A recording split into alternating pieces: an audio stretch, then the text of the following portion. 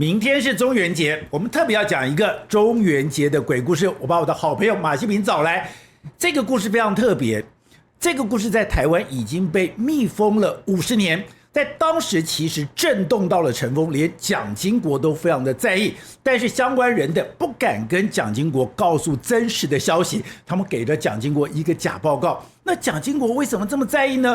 因為當時這是一個國際事件，當時有4位全世界最著名的打撈專家，這也牽涉到全世界最重要的保險公司，就沒有想到這4個打撈海事專業人員到了台灣，就什麼時候發生的？就是中元節前夕發生的。這4個打撈專家下海之後，居然發現發生了抓交替的事件，而這些人都是基督教徒，他們根本不相信這些鬼神，可是他們在台灣真的是親身感受到這樣的事情，而且付出了一個生命的代價。這麼大的事情在當時當然震動了整個塵封，震動了整個情報單位。結果這件事情被要求不得對外說明，不得對外宣講，這件事情要把它給密封下來。密封了多久？密封了剛好50年。那馬西平為什麼知道呢？我們知道馬西平交友廣闊，他知道，他認識其中有一個關鍵性的人物，告訴他所有的細節。待會兒西平要為我們來解封這個已經沉寂了50年的神秘事件。西平，西平你好，寶傑好，各位觀眾大家好。好，那西平，我們剛剛講的是，這是1977年2月7號，對，當時有一個伊拉克的郵輪，他要到哪裡？要到我們的深澳去卸油，沒有想到到了基隆外海的時候，有一個新賴礁，砰的觸礁了。觸礁以後，它上面有3.5萬噸的這個油，裡面泄了一大堆出來。那當然是一個非常重要的國際事件。這個公司剛好承保的是吧？當時最有名的國際海事保險的公司勞愛德公司，他就派了全世界最好的打撈專家，要來了解整個狀況，要來判定整個失事的原因。就沒有想到，在中元節的前夕，鬼故事發生了。關鍵迷一定很開心，這個場景，歡樂時刻又回來了。寶傑怎麼說，西平怎麼說，那就讓寶傑跟西平跟你慢慢說。說一件中華民國最高機密，唯一的一件靈異事件，收進中華民國最高機密檔案，無人知曉，這個埋藏了50年，連蔣經國都不知道的事情。就蔣經國很關心，但是沒有人敢告訴他真相。事情是這樣子：民國66年2月7號，科威特的一艘郵輪布拉格號，他要到基隆去卸油，裝了32000噸的油。就那船長最後一趟旅程，他要退休了。哦，對，所以他覺得基隆那個東北海岸的那個風景線很美，他居然讓郵輪偏離航線，跑去看海岸風光。結果他不曉得死亡陷阱在前面等着他。什麼是死亡陷阱？因為台灣北海岸有一個死亡礁石，叫新賴礁。哦，這個新賴礁，我跟你講啊，我先講，他就偏離航線以後，撞上這死亡礁石，撞上新賴礁。2月7號撞上去之後，船破個大洞，但還在那邊搶救。結果呢，8天後2月15號，他沉到256英尺的海底去了，整個郵輪沉下去，而且露出了15000噸的原油，遍及70公頃的海面上。這是台灣有史以來第一件大規模海面污染事件，對，第一件漏油事件。好，那這件事情傳到蔣經國耳朵裡面，對，他那是當什麼？當行政院長。行政院長。他不是用嘴巴講，他用手寫的，這手語今天還在秘密檔案裡面，各位可以調出來看。手語寫3點，第一點不能用化學藥劑除油，為什麼？化學藥劑除油啊，那個基隆外海的漁場20年不能喝，不能吃，那漁民生計就完了。對。第二個，基隆港一定要通，你想辦法讓我基隆港不能被油封港。第3個更重要，發電廠不能停。因為那個基隆，你知道那邊很多發電廠，很多發電廠，那發電廠用海水來冷卻，那海水都是油污，蔣經國立即下達這3個手谕的命令下去，然後你知道他幾次到現場去看？幾次？3次。他不是到現場去勘察，他上直升機去看，行政院長上直升機去看，就看那個油污的範圍，看油污的範圍多濃厚。好，那結果我先要回頭來講，什麼是新賴膠？新賴膠，我跟你講，新賴膠膠總是在水面上的嘛，新賴膠啊最詭異了。退潮的時候，它在水面上面；滿潮的時候看不到它，它在水下面。你知道，在這個布拉格號撞上它之前，在基隆港務局正式記錄裡面，在那邊撞了多少艘存下去？多少？40。基隆港務局正式的資料成了40艘。難怪你剛才講那個新賴膠是一個死亡礁，死亡礁石，而且是冤魂礁石。而且我告訴你，40艘撞上去，這是有記錄的。他很多人跟我講。還有一些沒記錄的小船啊，什麼撞上去，所以為了新賴膠，台灣做了一件空前的事情。各位看看這個，就這個，對，這什麼東西？居然基隆燈塔造了一個紅色危險弧線，照到新賴膠，所以你在基隆外海你就可以看到，對，一個紅色的弧線照了新賴膠。意思說，這條紅線一輩子不要走，不要去碰，不要去碰。你走紅線就撞新賴膠，這從來沒有過的事情。你有看過燈塔每天晚上照個紅色弧線？等一下，這個新賴膠他把它給炸掉了，不是後來把它炸掉了，後來危險的要把它炸掉。後來我要跟你講怎麼做的，它就是一條紅線照新賴膠，那還不夠，後來再弄第2個燈塔，又一條藍光，對，也照了新賴膠。那這個藍光跟紅光交匯的點，就新賴膠。對，這一點你永遠不要經過，不要去碰它，死亡陷阱。好，就布拉格白天又把它撞上去。好，撞上去之後，大家都知道，第一個船東很有錢，科威特，科威特對，他超級有錢。第二個，他保的保險公司勞埃德，各位要知道，寶傑，勞埃德是世界上No.1 的最大的，他信譽最高，名氣最大，資產最多，最賺錢，所有的都是他保險。我簡單講幾個就知道，鐵達尼號他保的，鐵達尼號他保，對，德國辛登堡飛船爆炸，他保，也是他，對，都是他。他有一年全世界得了雞瘟，那一年摔了32架飛機，32架全他保的。你知道，所以勞埃德是世界上最大的一個保險公司，再加上船東是最有錢的科威特，雙方一結合，你曉得那天我因為我老爸是空軍嘛，我很了解，松山機場被嚇到，他們說我們有救援物資，對，打撈物資要來，一來國泰航空最大的 cargo 貨機。10架編隊飛行到松山機場，10架裝多少東西過來？裝了一大堆個，更重要的來的團隊是全世界最頂尖的，因為你知道勞埃德很厲害。好，他們來的第一階段是先出油，然後要把船艙裡面還剩的撈走17000噸的油要弄掉，不能讓它繼續漏管。那他們就花了大概將近半年的時間把油除掉。把船艙裡面的油抽起來，但你要把船艙油抽光了，你要把原來那個破洞給補一下，艙門把全部弄緊，然後把它全部抽完。抽完之後，勞埃德保險公司就是一個突發奇想的公司，你知道他想了一件什麼事情？我要把船浮起來。他還要你知道他常有這個，我舉一個例子跟你講。1984年，你知道天上的衛星很貴的。當然那個小衛星不算了，很貴的大衛星，全部是勞埃德補的。那1984年有3個重要的衛星突然失聯，儀器故障，然後就偏離軌道。你知道勞埃德為這3個賠了多少錢？3億美金。1984年的3億美金是很貴的。那勞埃德就想，我不能這樣子啊！你知道他做一件什麼事情？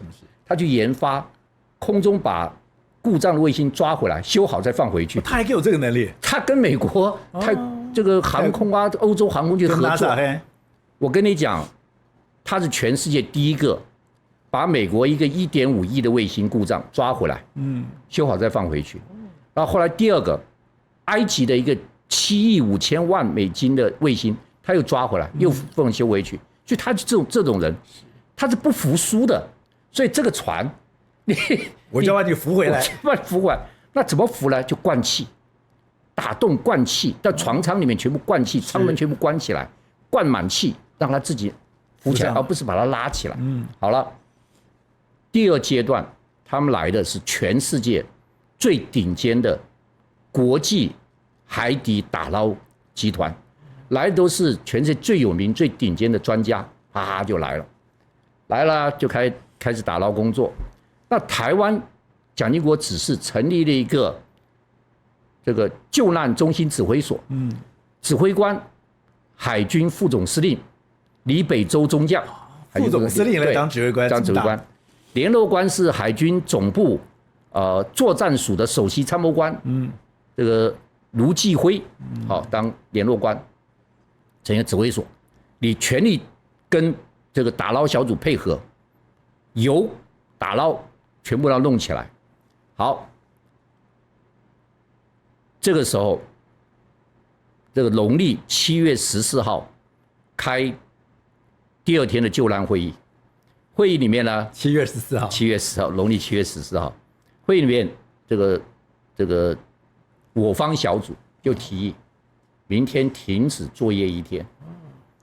那個英國的總理，那英國總領隊很有名，在世界上最頂尖的，非常有名。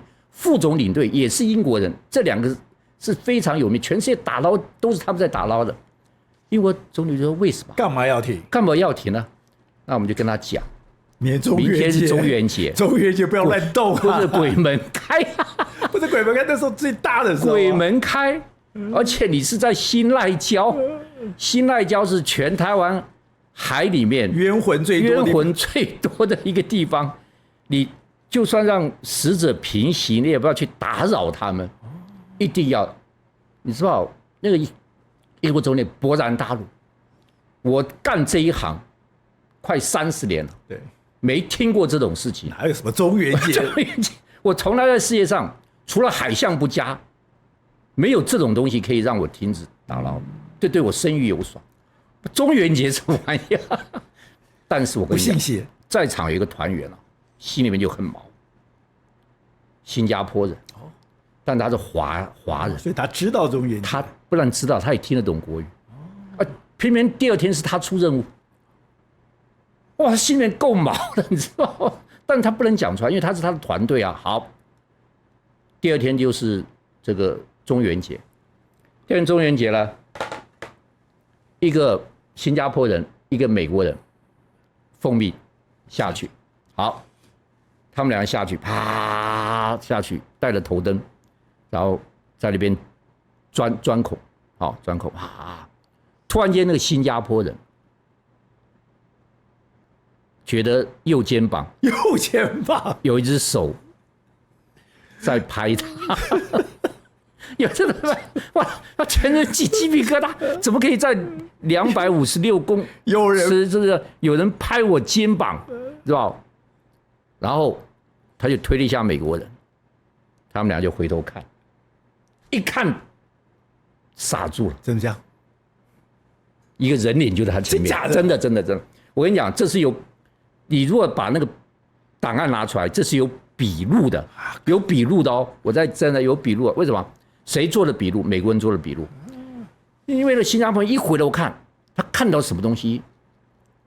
他沒看到臉，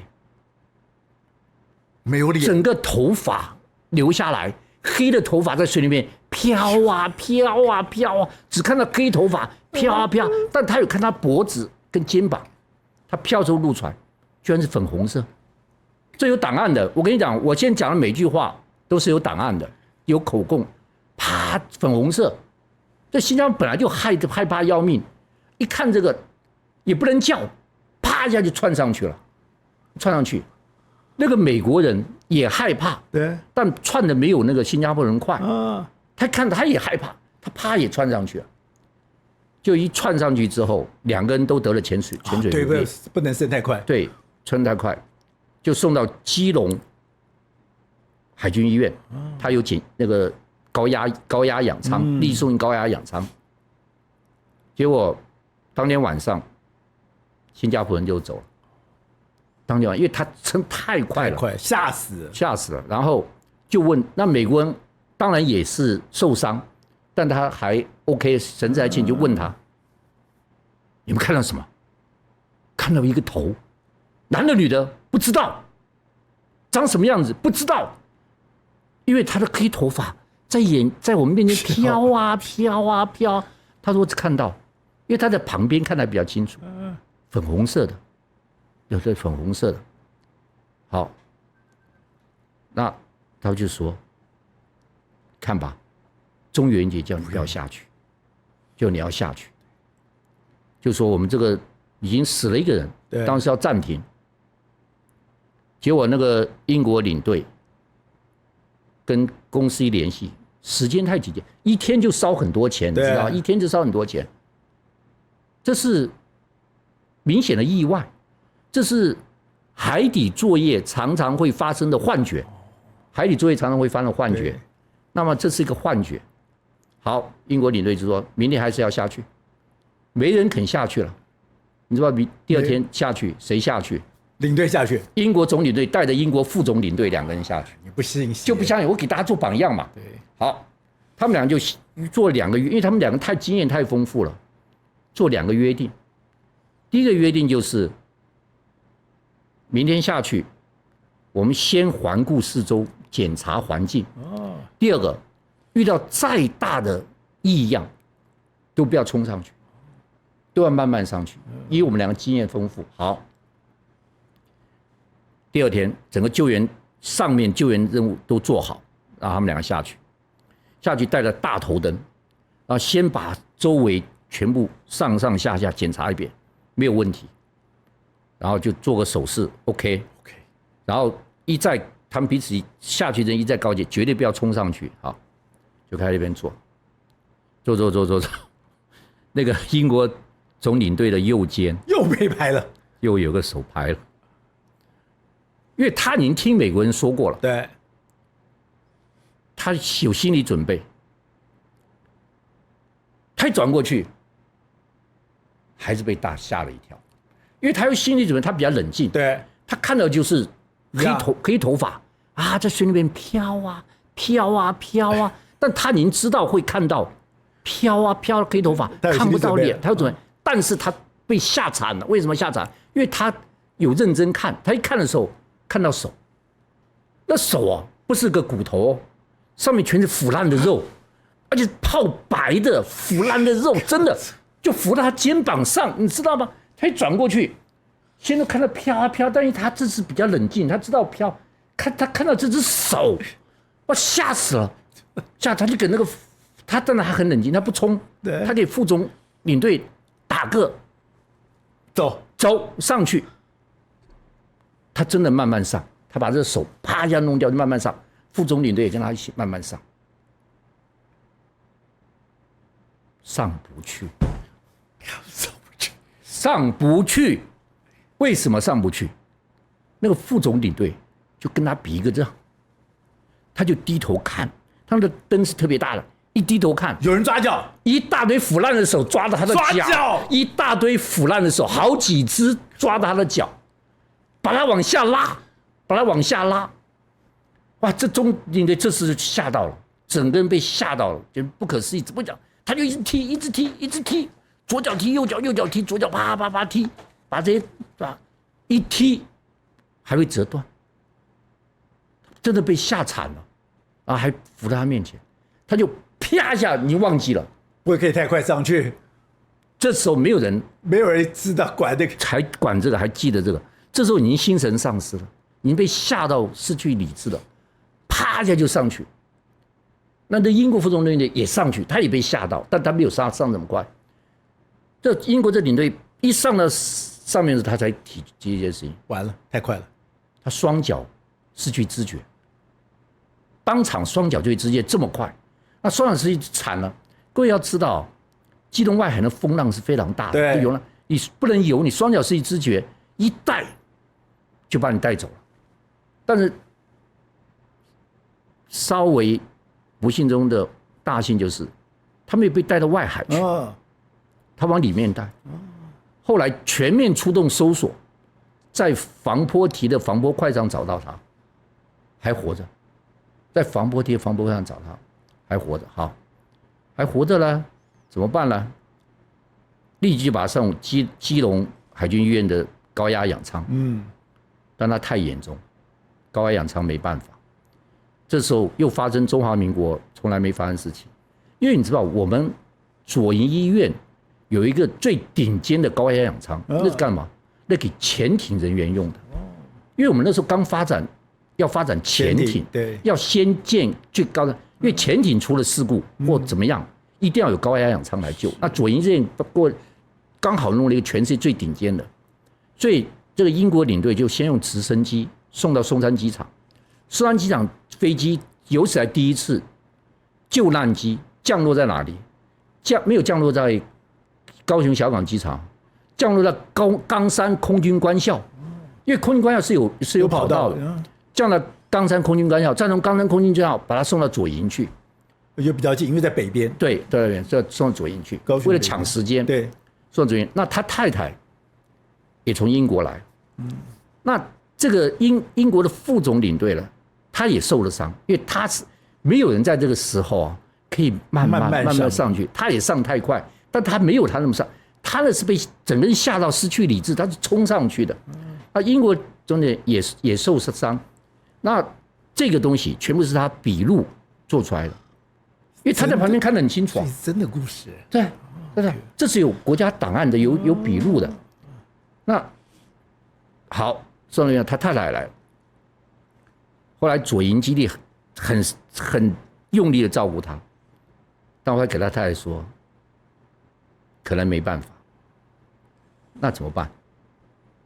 英國，你知道這個勞埃德公司是不相信的，送回來我們就國泰航空專機把他從小港機場直接啪運回英國。英國人全力搶救他，後來1個多月之後，因為專案小組跟他太太相處就認識了，打電話來說謝謝你們認真救助，我先生走了，還是沒辦法，哇，還是沒辦法，無力回天。聽了以後很難過，他們整個小組聽了都很難過，2死1重傷1輕傷，而且都世界最頂級的。對，好。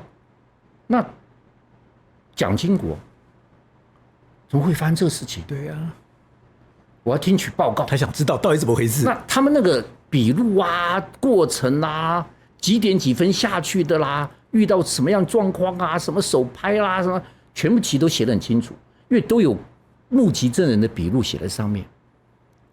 後來他們在想，這個簡報要怎麼做啊？蔣經國是基督徒你給蔣經國說，中元節鬼門開抓交替才死的，蔣經國是一定一輩子不可能相信這個答案，而且他是無神論者，對，基本上是無神論。對你，蔣經國一直說你們胡說八道，那怎麼辦呢？他們就想到第一天發生事故的時候，那個英國總領隊有給總公司回報，回報是什麼？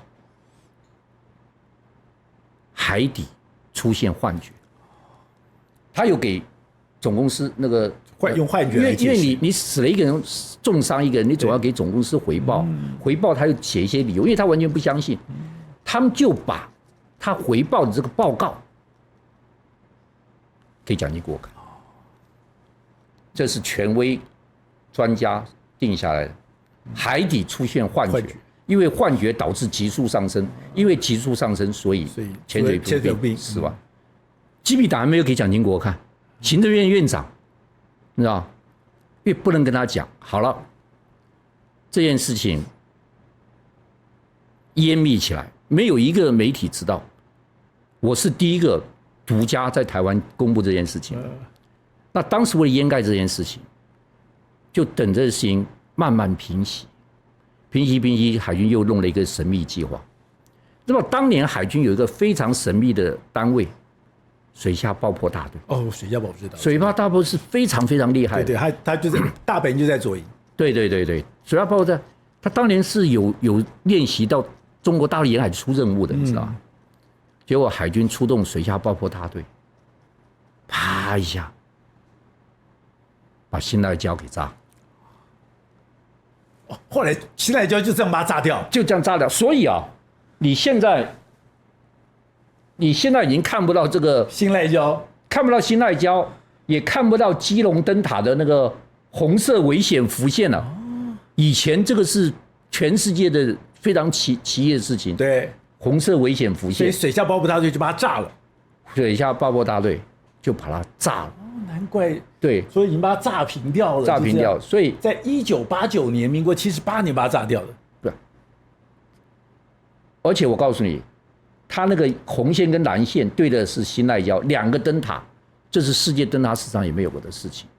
所以新賴礁現在把它炸了，那基本上中元節還是不要到新賴礁附近的海域。你說還是不要去？還是，尤其是你喜歡潛水的啦，喜歡海泳的啦，要保持着虔誠敬畏的心，要對死去的這個逝者心懷憐憫跟尊敬，但不要去打擾他們。所以中元節搞清楚新賴礁在哪裡，雖然被水下爆破大隊炸掉了，不要到那裡去潛泳跟游泳。中元節郵局聽話，不要像英國領隊一樣不聽話，出了事情。這是中華民國海軍史最神秘的靈異事件檔案，整個檔案從來沒公開過，從來沒讓人知道過。那勞埃德集團也把這件事情淹掉，因為他們也不相信這個事情，他不能講出去這個事情。他講出去這個事情之後，他以後打撈人員什麼都會害怕。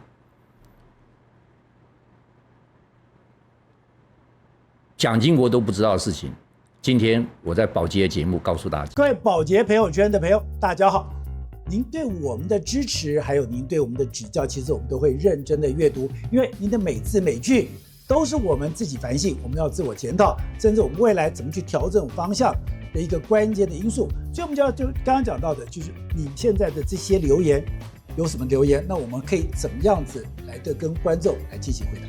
淑君說：“支持寶傑集團隊，你們是最優秀的。”非常謝謝您的肯定。當時講說，我們的節目其實還有很多改進的地方。那這種改進也是我們每天都在做的工作。聽後他他說，政府部門主管機關應該管理一下，堅決不讓中共產品進來台灣。我覺得應該這樣講，就是現在大家覺得很難思考的是說，我们知道現在有很多的網購，現在很多的網購居然是有很多的中國的網購是這樣直接進來。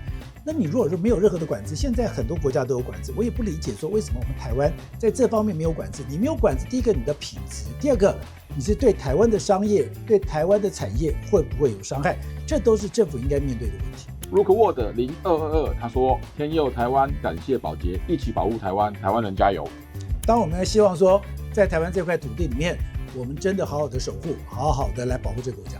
Karen 說：“感謝寶傑哥製作這麼好的節目。”其實能夠做這樣的節目，其實是我覺得那是一種福分，那是一種福報，我們會非常珍惜。喂，20110他說他看了正習會那一集，他說只有我覺得鄭麗文尖嘴猴腮，面露凶相嗎？對於鄭麗文是不是尖嘴猴腮，我們不予置評。立刻他看了川普無視習近平警告的那一集，他說中國與和平水火不容，要改成這樣子比較通順。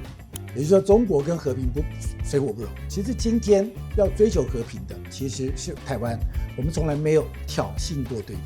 好，我剛剛講到的，我們非常認真的來做我們的一個工作。其實我們剛剛講到，我從以前我其實沒有任何政黨，那我也不去標榜這個東西，我只告訴你說，我們現在在這塊土地裡面，我在民進黨跑那麼久的時候，我學會一句話：相信台灣，相信人民，相信台灣，相信人民，這是我做這個節目裡面最中心的思想。